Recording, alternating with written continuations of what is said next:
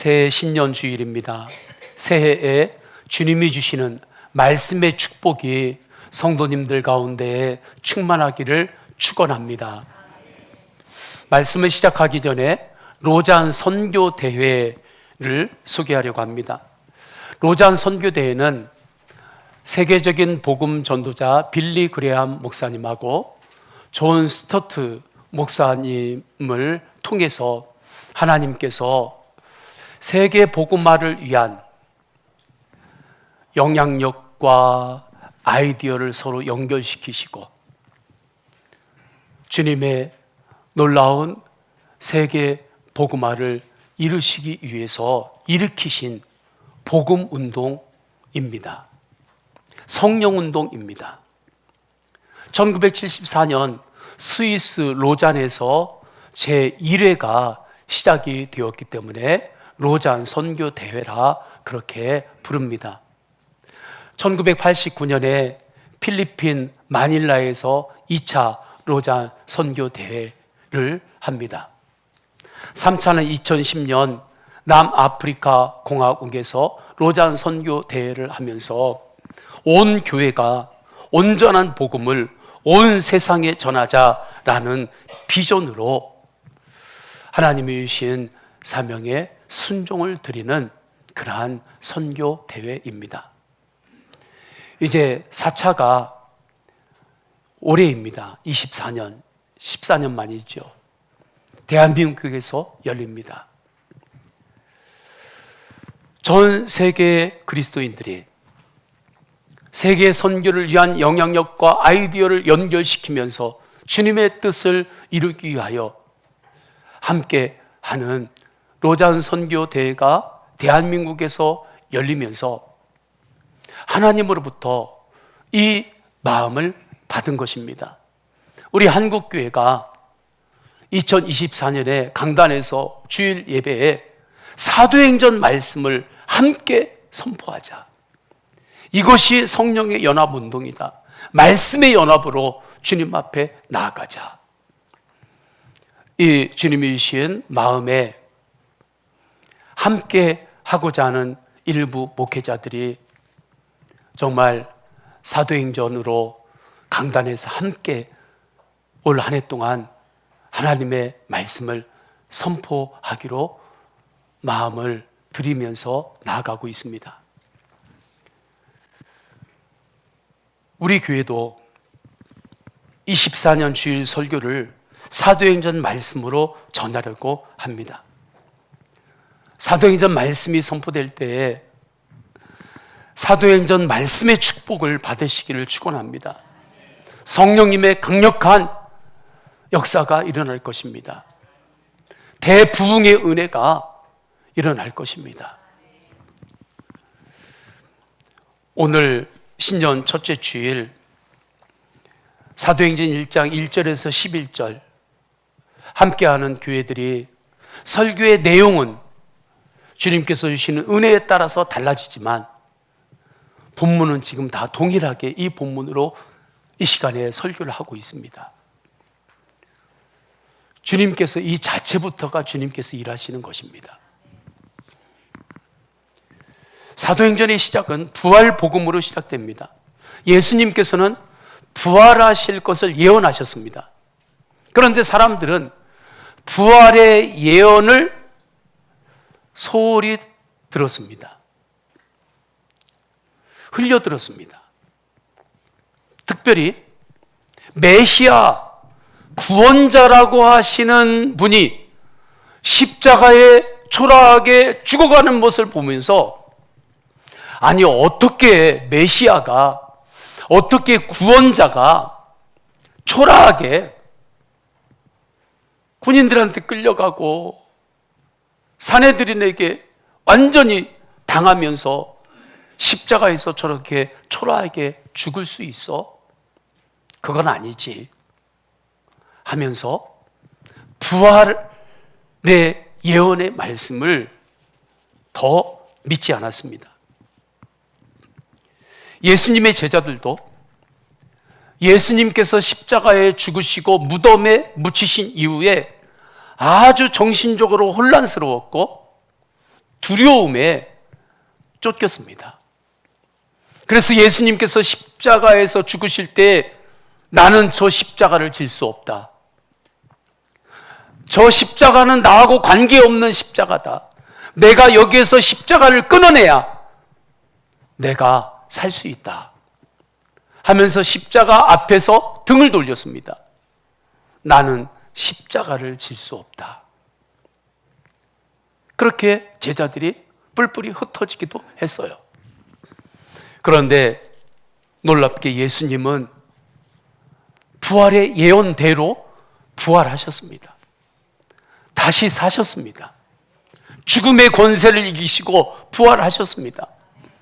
마태복음 16장 21절에 이때로부터 예수 그리스도께서 자기가 예루살렘에 올라가 많은 고난을 받고 죽임을 당하고 제3일에 살아나야 할 것을 제자들에게 비로소 나타내시니, 이렇게 예언하셨는데 예언하신 대로 죽음을 이기시고 예수님은 부활하셨습니다.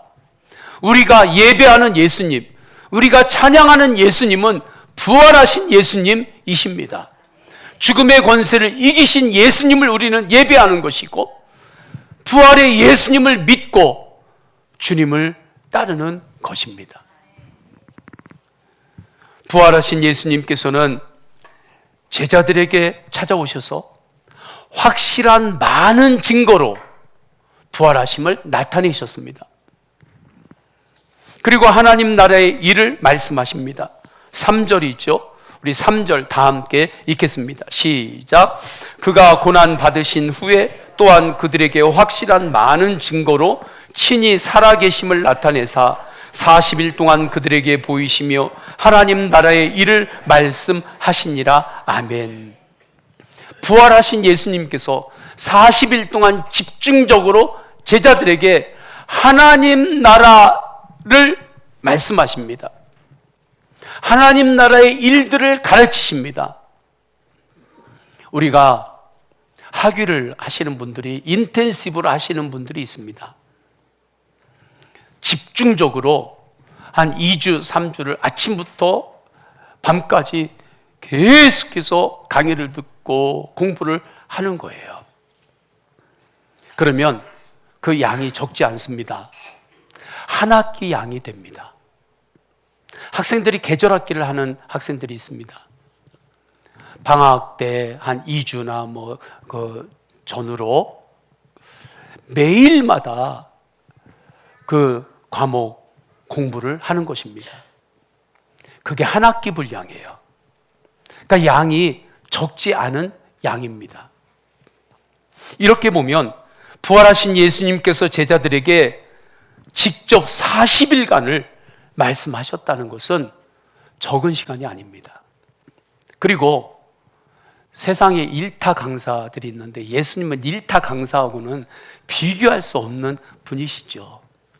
그분이 직접 하나님 나라의 일을 가르치신 거예요. 제자들이 이제 하나님 나라를 흘려듣지 않습니다. 예수님의 부활을 보았기 때문에. 부활을 보지 않았으면 이거 다 흘려들을 이야기예요. 하나님 나라 추상적으로 말씀하시는 거지, 상징적으로 말씀하시는 거지, 그래 이렇게 살면 좋겠다고 하는 하나의 선한 목표 정도로 제시를 하는 거지, 그렇게 여기는 정도예요. 그러나 부활하신 예수님을 바라보면서 하나님 나라가 실제하는 나라임을 분명하게 알았습니다. 천국에 실제로 왕 되신 하나님께 다스림받는 나라가 하나님 나라이고 그 나라가 실제하는 나라이구나, 이것을 제자들이 분명히 알았기 때문에 이제 집중하면서 하나님 말씀을, 예수님 말씀을, 하나님 나라의 일을 듣고 배웁니다. 하나님 나라는 실제하는 나라입니다. 우리가 살아가는 이 3차원의 이 세계하고 다른 영역에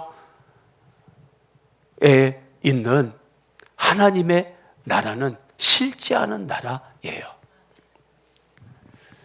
그 나라의 일을 예수님이 가르치시는데, 그 가르치신 하나님 나라의 일의 일부분을 제가 성경으로 전하면 이렇습니다. 누가복음 4장 18절 19절에서 하나님 나라 일을 이렇게 말씀해요. 주의 성령이 내게 임하셨으니 이는 가난한 자에게 복음을 전하게 하시려고 내게 기름을 부으시고 나를 보내사 포로된 자에게 자유를, 눈먼 자에게 다시 보게 함을 전파하며 눌린 자를 자유롭게 하고 주의 은혜의 해를 전파하게 하려 하심이라 하였더라. 아멘. 하나님 나라에서는 죄의 포로로 묶여가지고 사는 사람들이 거기서 자유함을 입는 구원의 생명을 얻는 것이고, 눌려서 사는 사람들, 항상 마음이 눌려서 좋은 일이 있어도 눌려있고 나쁜 일이 있어도 눌려있고 항상 눌려있는 마음으로, 그 부담감으로 날마다 살아가는 그들이 그곳으로부터 자유케 되고, 그러한 일들이 하나님 나라에서 일어나는 일이다. 이 놀라운 하나님의 나라, 그 나라를 누가복음 2장 14절에서는 예수님의 탄생과 함께 한마디로 평화의 나라다 말씀합니다. 그래서 지극히 높은 곳에서는 하나님께 영광이요 땅에서는 하나님이 기뻐하신 사람들 중에 평화로다 하니라. 이어서 계시록에서는 하나님 나라의 일을 이렇게 주님께서 계시하십니다. 21장 3절 4절에 하나님이 그들과 함께 계시리니 그들은 하나님의 백성이 되고 하나님은 친히 그들과 함께 계셔서, 하나님 나라는 하나님이 사람들과 함께 계시는 나라가 하나님 나라입니다. 4절에 모든 눈물을 그 눈에서 닦아주시니 다시는 사망이 없고 애통하는 것이나 곡하는 것이나 아픈 것이 다시 있지 아니하리니 처음 것들이 다 지나갔음이러라. 계시록 22장 2절에 강 좌우에 생명나무가 있어 12가지 열매를 맺되 달마다 그 열매를 맺고, 달마다 따먹을 열매가 계속해서 맺히는 거예요.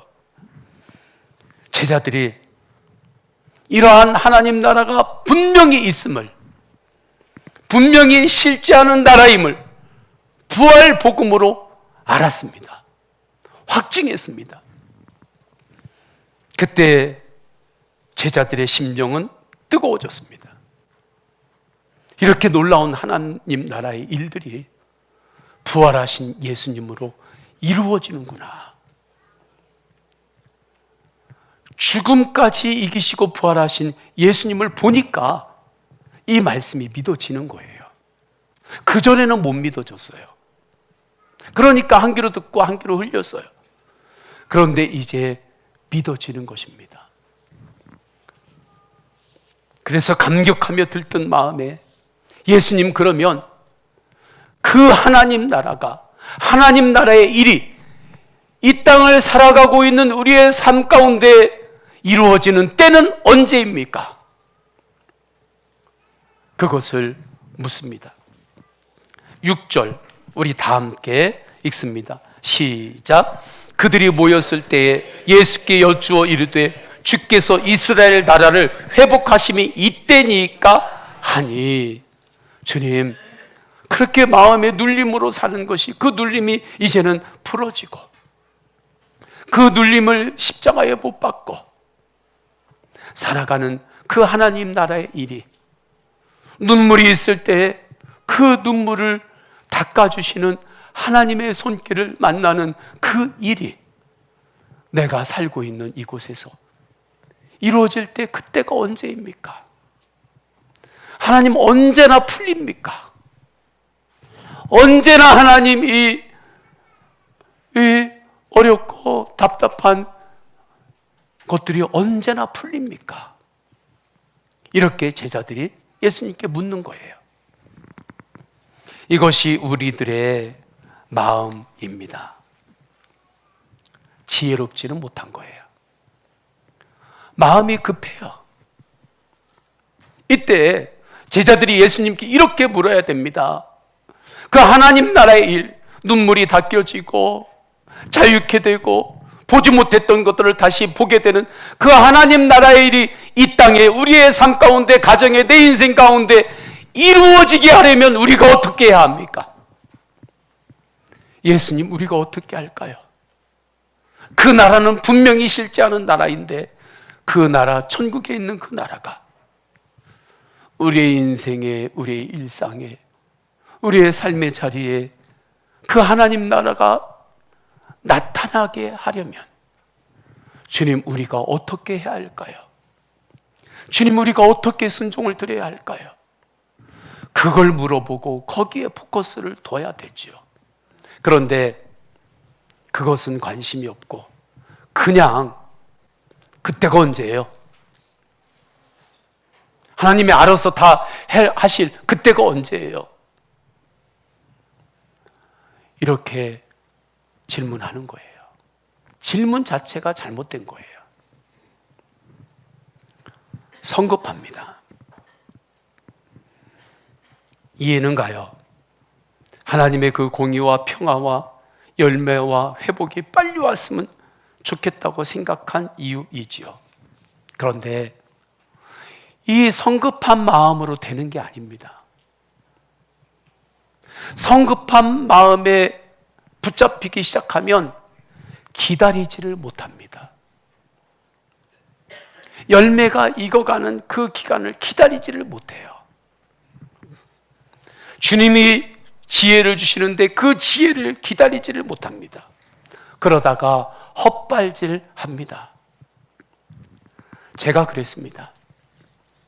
저는 목회를 정말 잘하고 싶은 그 갈망이 있습니다. 한 번 사는 인생인데 하나님 앞에서 정말 주님의 사명 정말 잘 그 성과도 내면서 그렇게 하다가 주님 만나고 싶은 그 갈망이 있습니다. 그러다 보니까 빨리 부흥의 성과를 내고 싶었습니다. 실제 제 마음입니다. 빨리 부흥의 성과를 내고 싶었고 사람들도 빨리 주 안에서 변화되는 것을 빨리 보고 싶었고 하나님이 주시는 말씀의 축복으로 살아가는 모습을 빨리 보고 싶은 거예요. 지금까지 개척교회를 하며 목회했던 날들을 제가 복기를 할 때가 있습니다. 복기를 하면서 가만히 이렇게 수십 년을 돌아보면 기다리지 못하고 성급함으로 했던 것들은 대부분 헛발질이었습니다. 축구할 때 헛발질하면 아주 그냥 허리가 돌아갑니다. 잘못하면 허리 다쳐요. 그리고 결정적인 순간에 헛발질하면 자살골 먹습니다. 서울 마포에서 목회를 하시는 목사님이 지난주에 기도 주간을 지키기 위해서 이동하면서 원주에 있는 저하고 한번 만나면 어떻겠느냐 해서 이제 여기를 경유하셔서 함께 그러면 식사하고 만나자고 해서 식사를 접대하고 차를 마셨습니다. 진솔한 대화를 나눴습니다. 그 대화가 기다리지 못하고 성급하게 했던 일로 인해서 어려움을 겪었던 이야기들을 나누었습니다.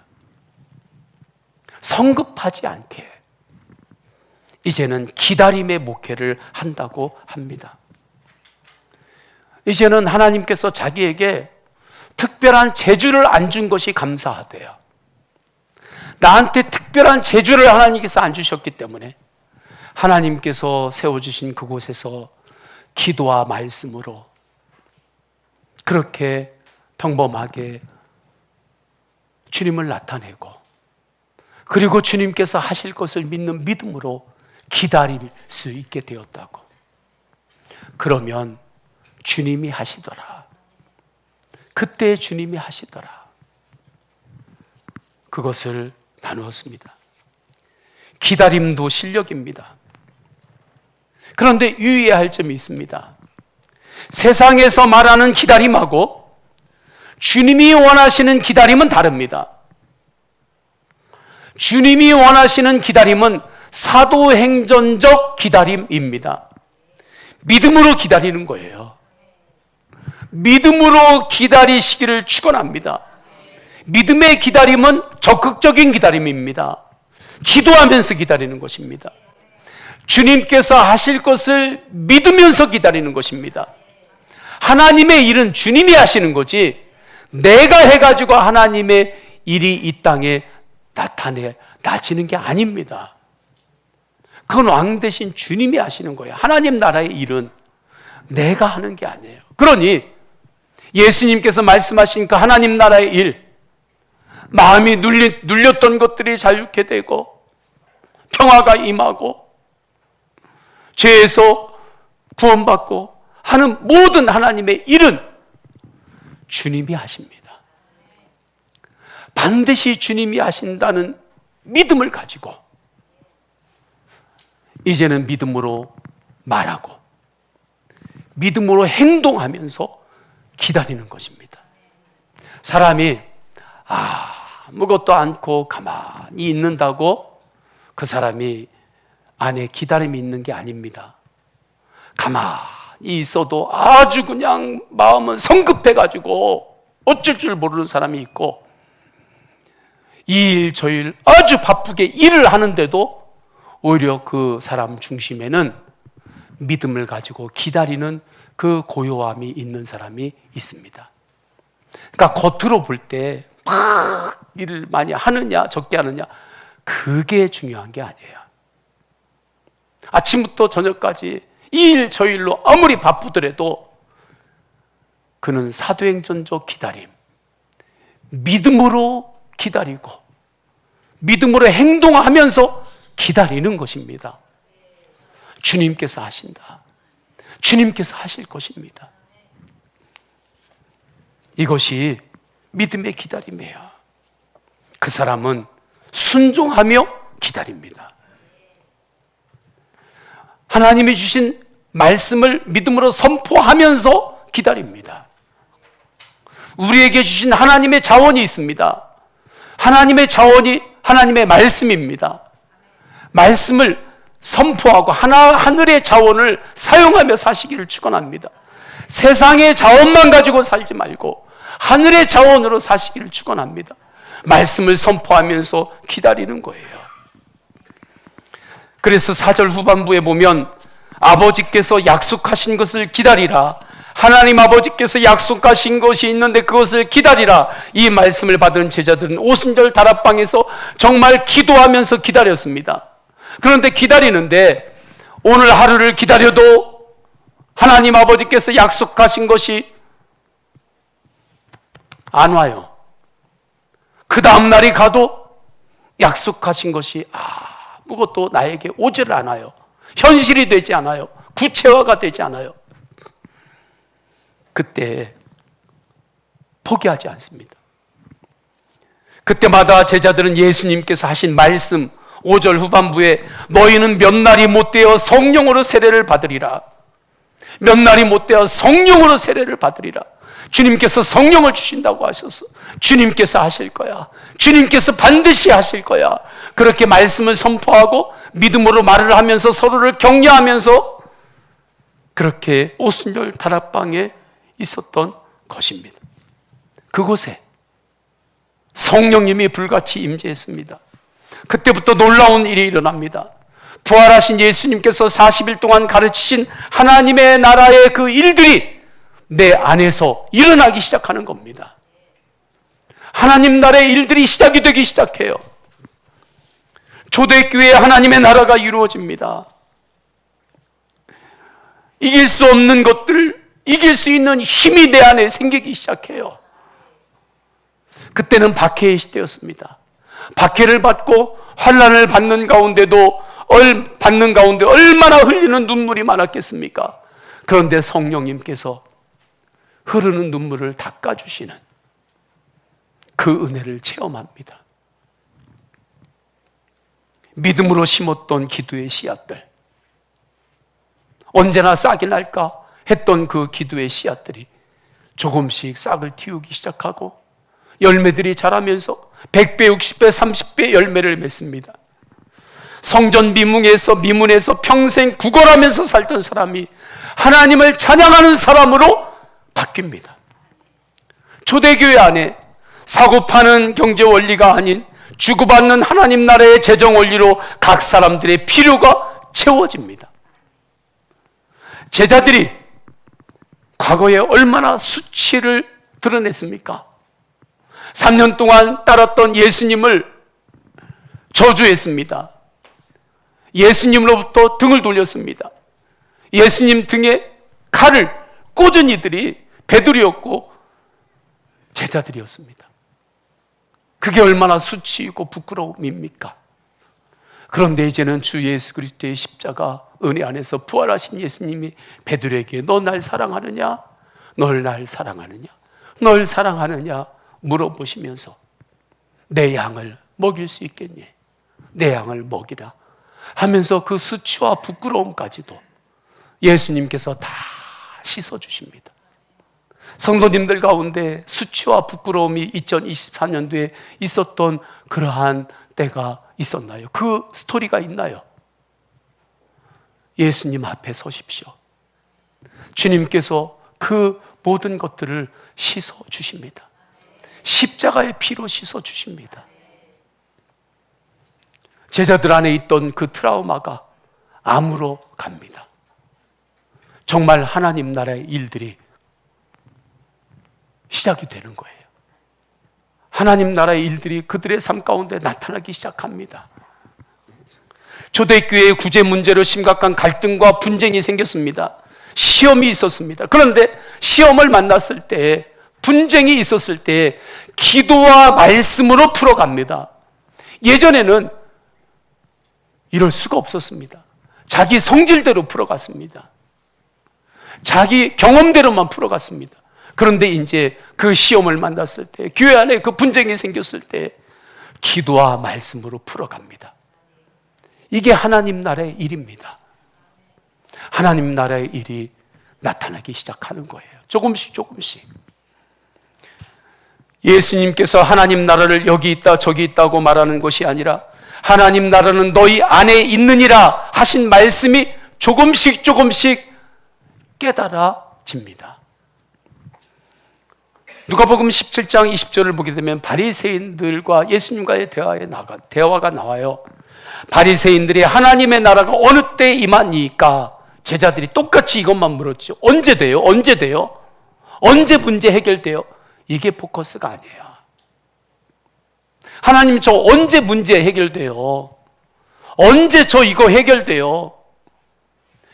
그게 바리새인들의 질문이에요. 하나님 나라가 이때니까? 묻건을 예수님께서 대답하여 이르시되 하나님의 나라는 볼 수 있게 임하는 것이 아니요 또 여기 있다 저기 있다고도 못하리니 하나님 나라는 너희 안에 있느니라. 그 하나님 나라의 일들은 너희 안에서부터 시작이 되느니라. 귀가 얇아지지 않기를 축원합니다.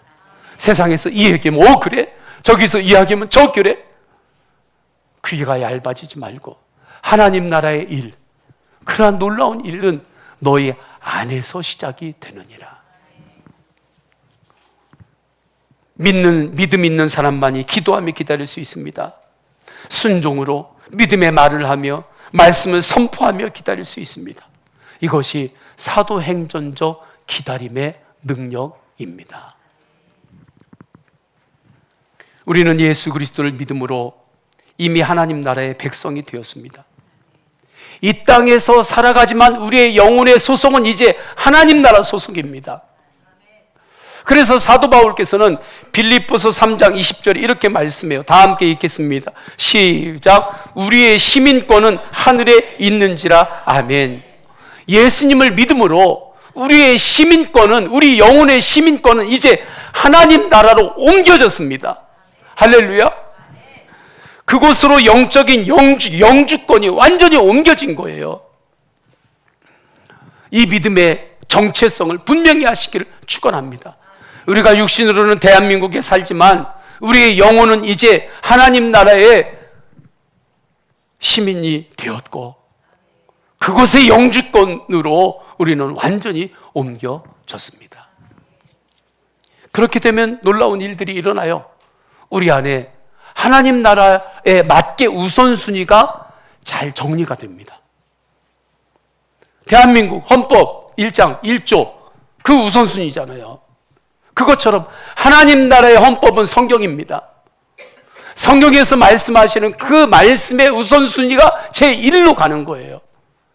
예배가 우선순위 1입니다. 하나님 나라가 우선순위 1입니다. 예수님이 우선순위 1입니다. 먼저 하나님의 나라와 그의 의를 구하라. 그리하면 이 모든 것을 너희에게 더하시리라.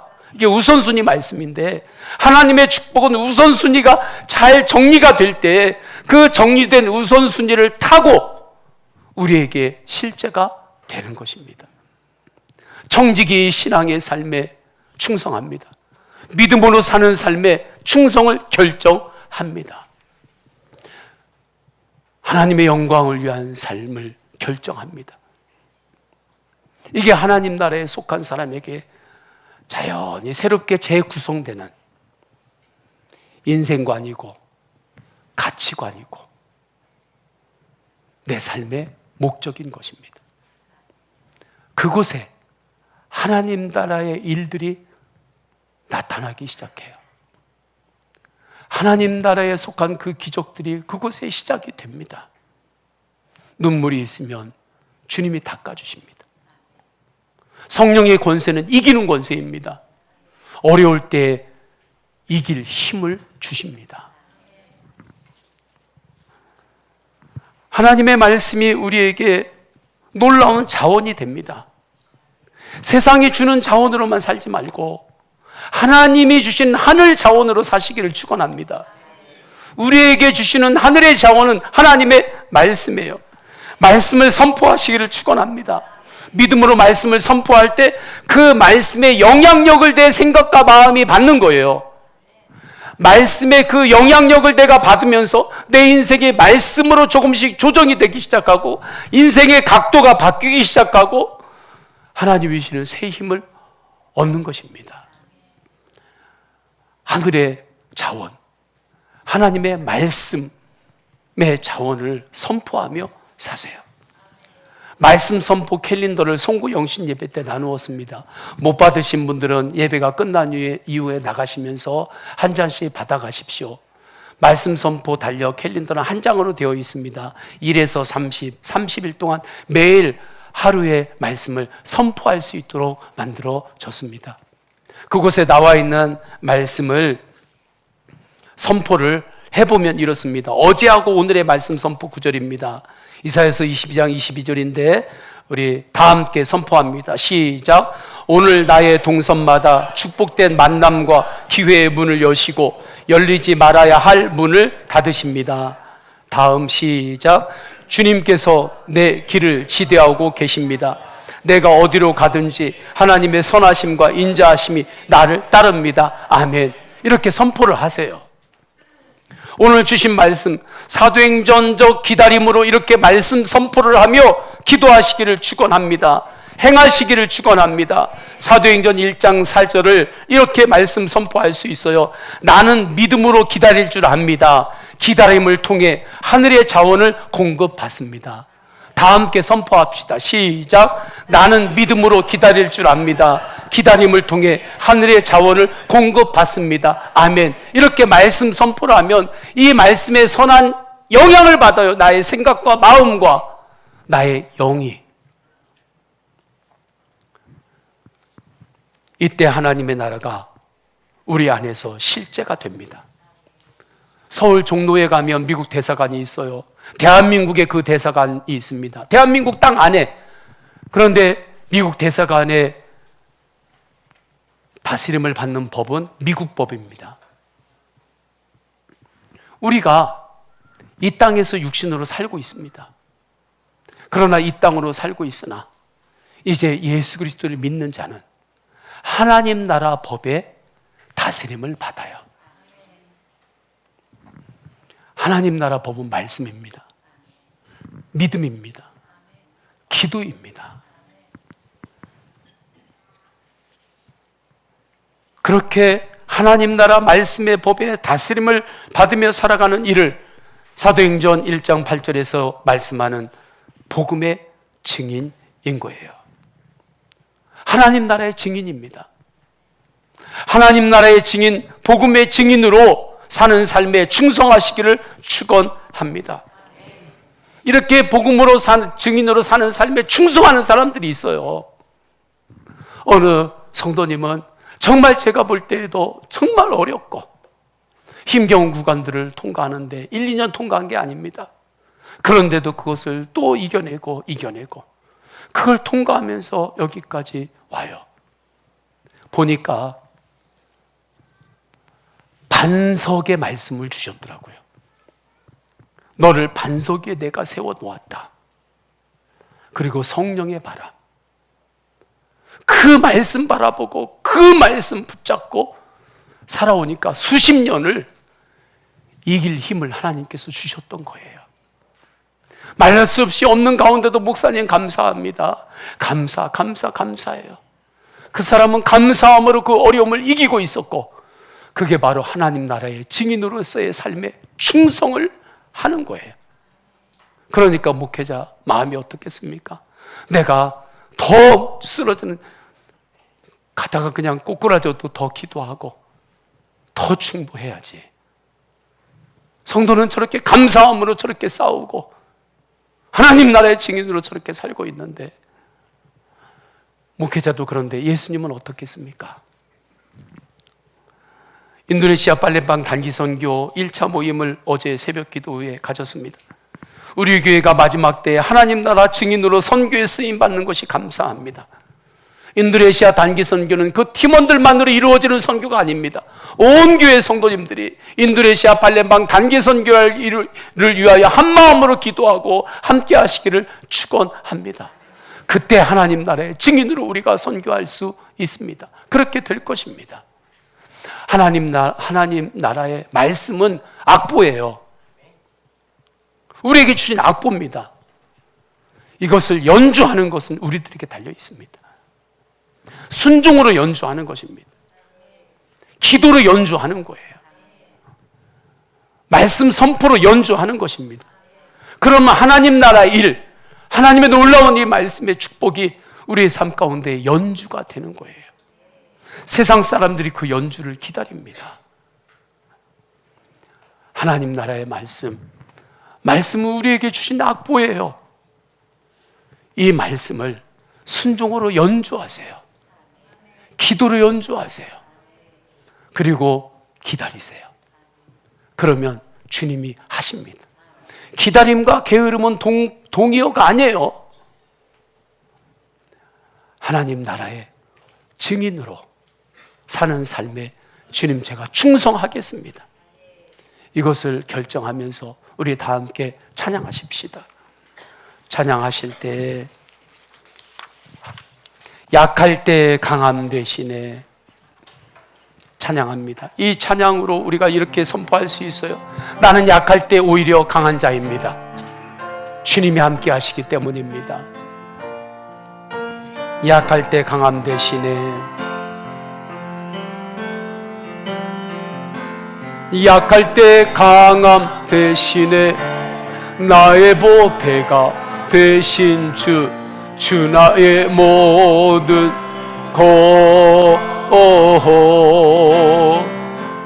주 안에 있는 보물을 나는 포기할 수 없네. 주 나의 모든 예수 어린 양 예수 어린 양 존귀한 이름 예수 어린 양 존귀 예수 어린 양 능력의 이름 예수 어린 양 능력의 이름 예수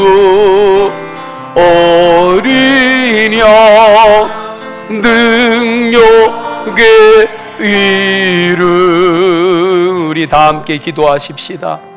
이 땅에 임하신 하나님 나라의 증인으로 살기를 결정합니다. 성도님 안에 마음에 눌림이 있는 것이 있습니까? 예수님 앞에 내리고 맡기십시다. 주님, 제 마음이 이것으로 눌립니다. 주님, 이 눌림 가운데서 주님께서 풀어주시는 은혜로 인도하소서. 예수님, 제가 어떻게 해야 합니까? 사도행전적 기다림으로 하늘의 자원을 공급하며 살겠습니다. 예배하며 살겠습니다. 개인의 기도 제목으로 다 함께 합심으로 기도드립니다. 할렐루야. 하나님 아버지, 이 땅에 임하신 하나님 나라를, 하나님 나라의 증인으로 사는 삶에 충성하겠습니다. 이 시간에 하나님, 눌림이 있는 성도들 그 마음을 풀어주소서. 주님, 눌림이 있는 성도들 그 마음을 풀어주소서. 사도행전적 기다림으로 주님이 하실 것을 믿고 믿음으로 행하며 하나님의 말씀을 믿음으로 선포하며 하늘의 자원을 공급받아 살아가게 하소서. 하나님의 말씀을 악보로 주셨습니다. 기도하며 순종하며 제가 연주하겠습니다. 주님, 감사합니다. 예수 그리스도의 이름으로 기도드립니다. 아멘. 우리 다 함께 일어나셔서 결단의 찬양 하십니다. 주와 같이 길 가는 것 즐거운 일 아닌가? 박수하며 찬양하십니다. 주와 같이 길 가는 것 즐거운 일 아닌가? 우리 주님 걸어가신 발자취 한 걸음이 중요합니다. 한 걸음만 잘 내디디면 그러면 그 다음 걸음 주님께서 내딜 힘을 주십니다. 날마다 우리는 곧 어린아이 같은 우리 때로는 미련하고 약할 때가 있습니다. 괜찮습니다. 우리를 이끄시는 주님이 강하십니다. 내 이끌리어 생명길로 가겠네. 한 걸음 주 예수와 함께 날마다 우리는 곧 꽃이 피는 들판이나 험한 골짜기라도 주가 인도하는 대로 주와 한 걸음 오직 예수님과 주 예수와 함께 날마다 우리는 곧 옛선지자의